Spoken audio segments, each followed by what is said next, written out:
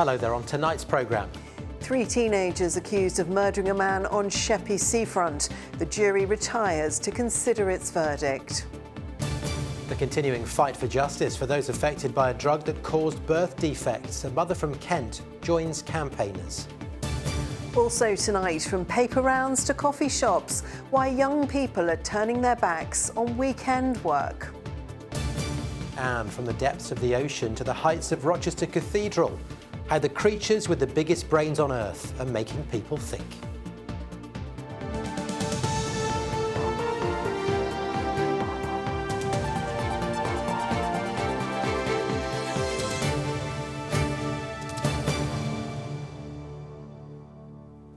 Good evening. A jury has started to deliberate whether 3 teenagers are guilty of murdering a man on the seafront of the Isle of Sheppey. Alexander Cashford was found dead in Laysdown-on-Sea last August. 2 boys, aged 16 and 15, and a girl who's also 15, deny the charges. While James Dunham is at Woolwich Crown Court, where the trial is taking place. James, jurors have been presented with conflicting evidence for Mr Cashford's injuries. Yeah, it's not disputed by either the prosecution or defence, Stacey, that there was an assault and chase before Alexander Cashford died. But 2 pathologists have given differing medical opinions over the nature of his injuries. One theory put to the jury is that the stress and adrenaline of being pursued caused the 49-year-old's existing heart condition to be exacerbated, that injuries to his ribs were caused by CPR given by paramedics, or the other explanation is that the use of force upon him caused his death. Now, the group filmed themselves chasing Mr Cashford.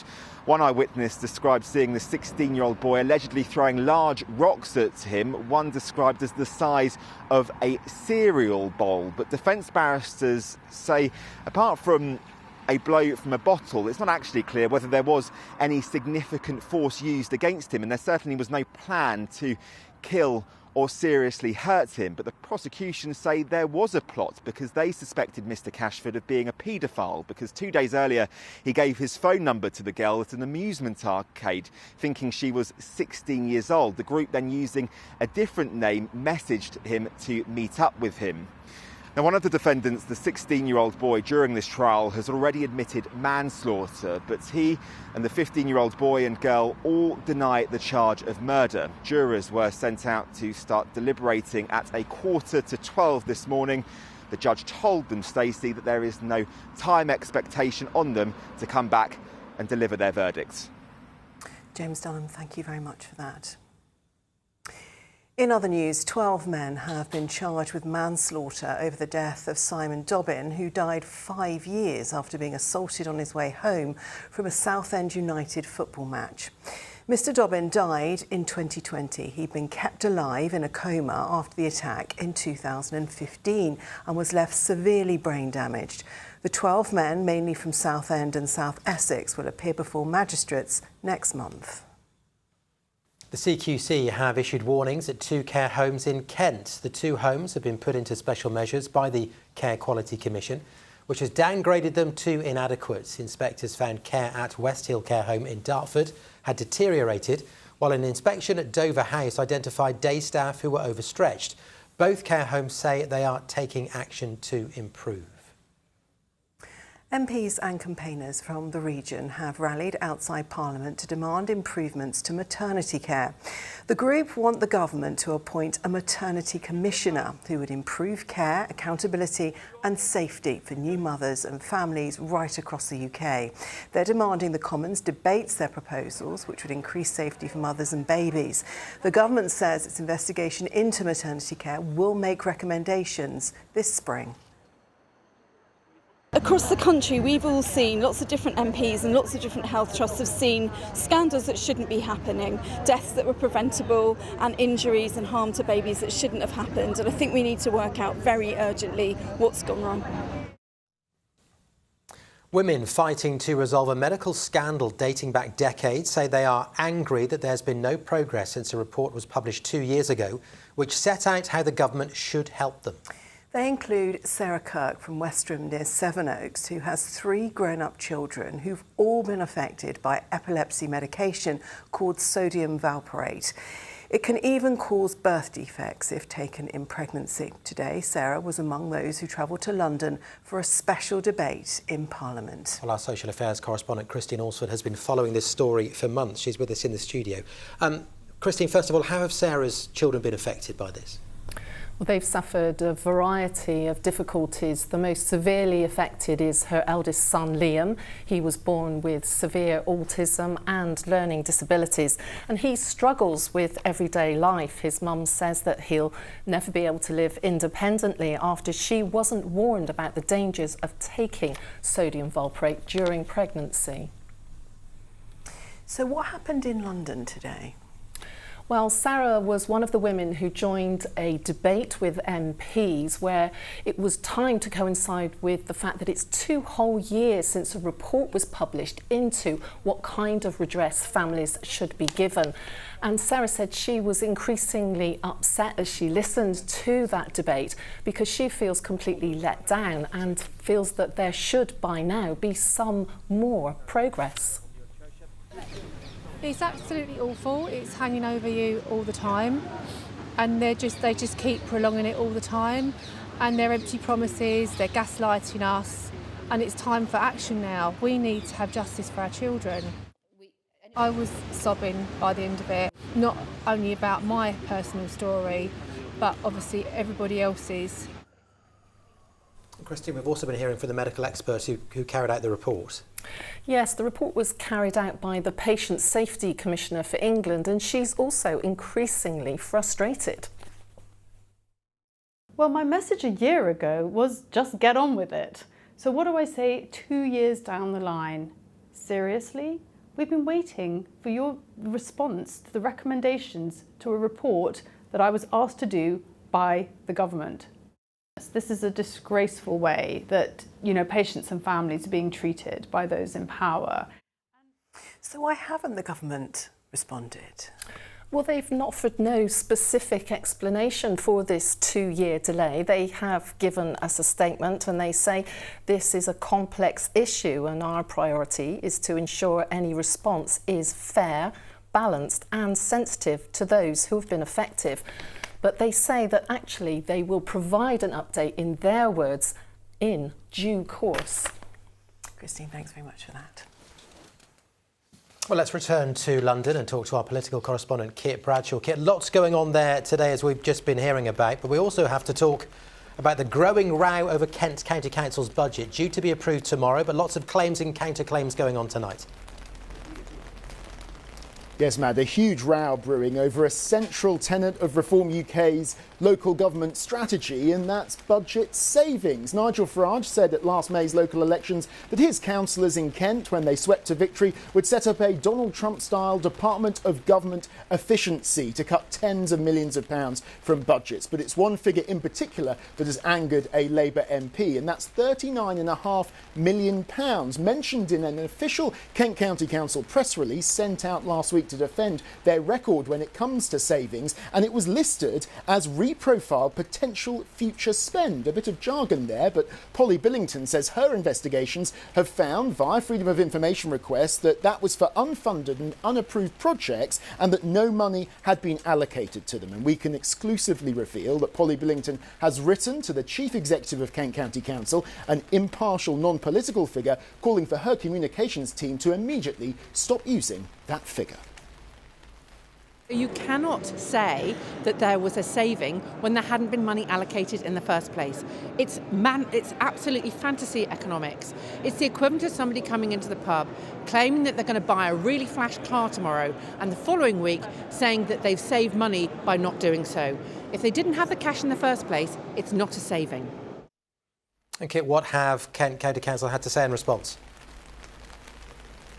Well, nobody from KCC was available for interview, but in a statement, a Kent County Council spokesperson said that they emphatically reject these unfounded allegations. They say they never claimed £39.5 million as savings. They say their press release on the 3rd of February clearly referred to them as reprofiling potential future spend, not realised savings or approved projects. And they insist that KCC acted lawfully, impartially and transparently. Reform UK declined to comment tonight, but this is what the leader of Kent County Council said to her social media followers just a couple of days ago.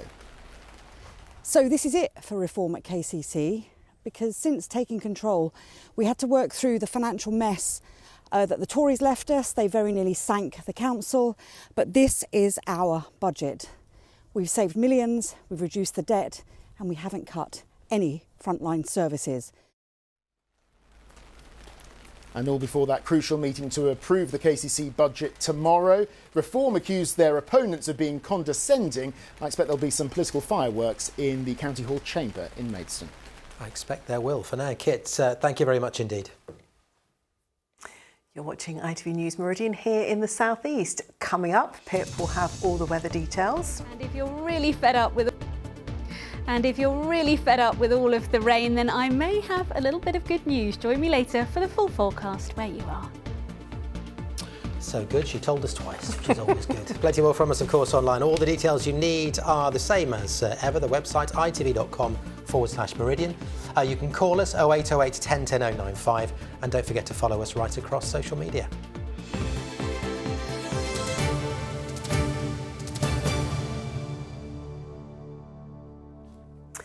A woman from Sussex who was left penniless and sleeping in her car, having been caught up in a relationship with a fraudster, has spoken about the impact it's had on her life. Tamsin, which is not her real name, says she paid out more than £50,000 to a man who continually lied to her. Victim Support Sussex has seen a 5.5% increase in romance fraud referrals from Sussex Police in the past year. A public consultation has opened, inviting people in Kent to have their say on a new woodland. Well, this is what it's hoped new Luckhurst Wood will look like in 10 years. It would be near the village of Smarden, and in a few decades, it's hoped it will become a new source of sustainable British timber. People have until the 8th of March to make their views known. Now, the ITV Evening News continues with the national and international headlines at 6:30. With a look ahead, here's Charlotte Hawkins. 9 killed and dozens injured in a school shooting in Canada. The tight-knit community of Tumbler Ridge is reeling with mass shootings incredibly rare.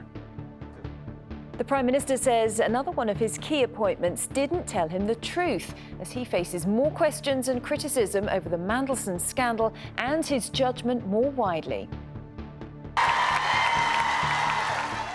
And the Robbie Williams fan who finally got her call answered 30 years later. Join me for those stories and more at 6:30.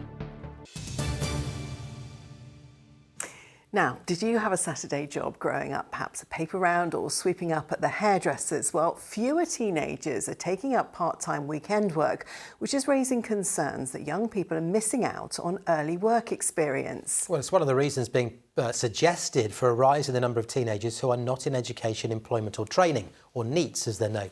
Well, the former Labour Minister Alan Milburn, who's heading a government review into youth unemployment, says if action isn't taken, it will potentially be a lost generation. Here's Kevin Ashford. Is this all together? Yes. Lovely. Sydney Cooper works at this garden centre every Sunday. She says the part-time work brings a number of benefits. I think because I wanted to support myself financially, driving lessons and stuff like that is very expensive. So just to not have to rely on my parents and also gain a bit more independence and freedom, get more experience in the workplace and yeah. However, the number of young people taking part-time jobs has been declining and it's seen as part of a wider trend. In the UK, fewer than 1 in 5 16 to 17-year-olds are working, compared to half of them at the start of the century. There are almost 1 million young people aged 16 to 24 qualifying as NEET, that is, not in education, employment or training. What are the more like the values, the company's values? What do they stand for? Do they align with my values? The education charity that helped fund this IT skills bootcamp says part-time work at a young age can be a big help when looking for jobs in later life. We know that often for young people, this is the kind of first step into the world of employment. We know that work experience is really crucial for young people, specifically again, from disadvantaged backgrounds or, for example, from ethnic minority backgrounds. And so having that first step onto the employment ladder is really important, and with fewer kind of young people doing part-time jobs or Saturday jobs, we know that's kind of a door that's being closed for them. The former Health Minister Alan Milburn's leading a government review into the number of young people who aren't economically active. He says it's a problem that can't be ignored. We've got a huge problem in our country now of a potential lost generation. 1 in 8 young people who are not in education, employment and training. If they formed a city, that would be the 3rd biggest city in the country. And what we can't afford as a country is simply to write these people off. You know, if we write off that generation of young people, we're writing off our own country's future. We can't afford economically, socially, fiscally to have a lost generation. Young people will be among those consulted for the review, which will publish an interim report in the spring. Kevin Ashford, ITV News. So very quickly, any Saturday jobs when you were young? Yeah, I started very young, 15. I was cleaning toilets in a double glazing factory. Wow. It was very well paid. I was not expecting that. No, it was good. It was brilliant. I think you can't beat a Saturday job. Teaches you a lot. So many values. Yeah. It's good. Nice. Now, over the years, moving on, the nave at Rochester Cathedral has staged many breathtaking exhibitions. It's been the setting for the moon, the earth and the stars, all giant art installations to inspire visitors. Well, the latest work is no exception, but it isn't a heavenly body. Tony Green went to find out exactly what it is.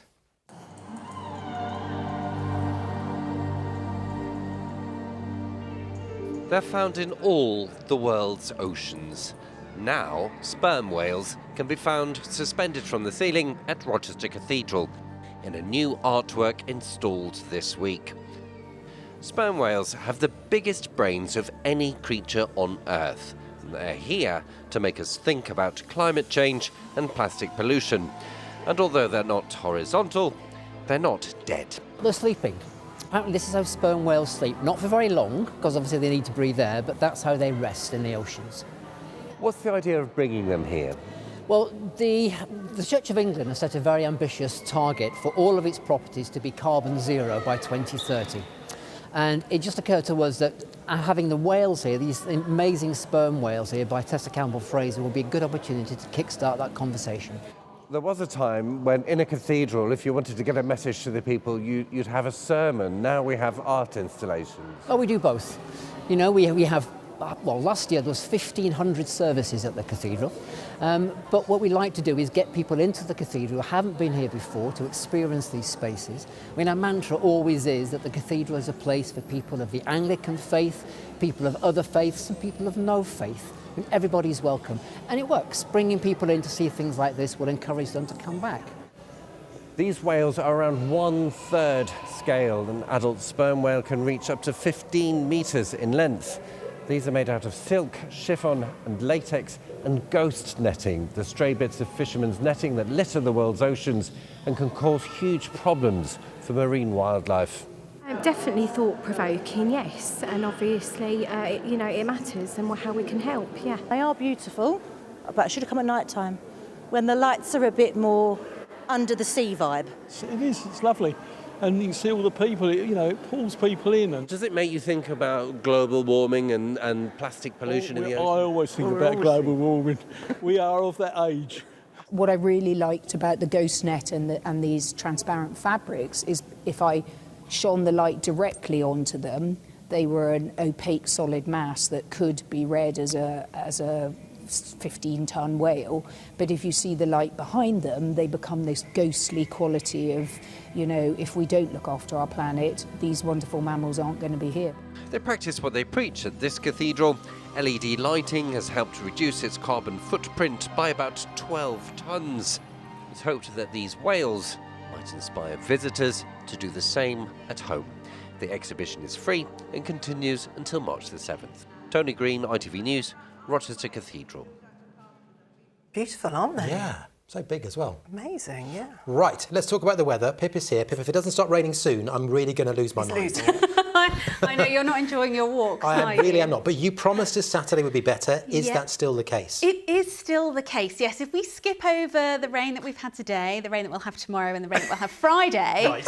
this is the picture for Saturday. Now you can Glorious. see a little bump in the pressure lines there. That is a little ridge of high pressure and it's attached to this huge area of high pressure just down towards the southwest. So what does that mean? Well, it means hopefully a much drier day, also a much brighter day. We could have some really lovely sunshine, but there is another part to the story. So for now, we've had these mild southwesterly winds. As we head into Friday and Saturday, we're going to start drawing in much colder air from the Arctic direction. So it is going to feel quite a bit chillier with that. Temperatures by day very much back down in single figures. So I'd say a kind of a cold, crisp day, which I think was certainly what I'm looking forward to. That's fine. That's seasonal, isn't it? I don't mind that. Yeah. Yeah. No. So it's one day only, though. It's not long lasting, is it? No, it is one day only. Yeah. But no weather warnings. No, We at have the to look at the moment. positives. Well, yes, let's grasp at the positives, clutching at straws. But yeah, no weather warnings at the moment. However, with the arrival of the colder air, there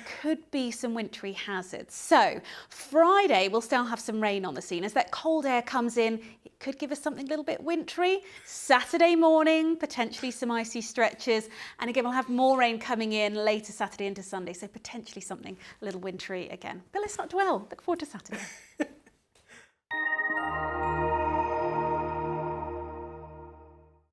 A breezy morning will be followed up with a flurry of fresh delights for lunch. TUI sponsors ITV Meridian weather.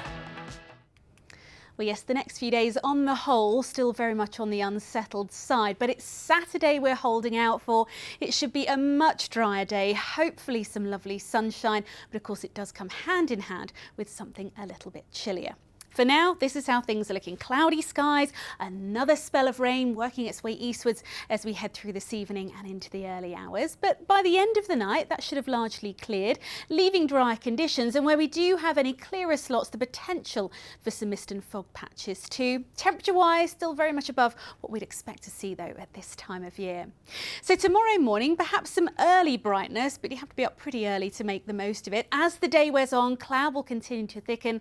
And once again, we'll see some outbreaks of rain coming our way. Nevertheless, temperatures still on the mild side, double figures for just about all of us. Now, overnight into Friday, it stays pretty changeable. So still quite a bit of cloud on the scene, further showery outbreaks or longer spells of rain. But it is Saturday we are really keeping our fingers crossed for, hopefully drier and brighter, if quite a bit chillier weather. Bye-bye.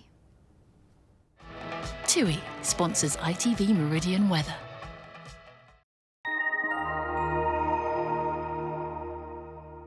So start making plans for Saturday because it's short-lived, isn't it? All your plans, do them on Saturday. It's unbelievable, isn't it? Anyway, Saturday is good. Charlotte Hawkins next with the ITV Evening News. Thank you very much for watching. Take care. Bye-bye.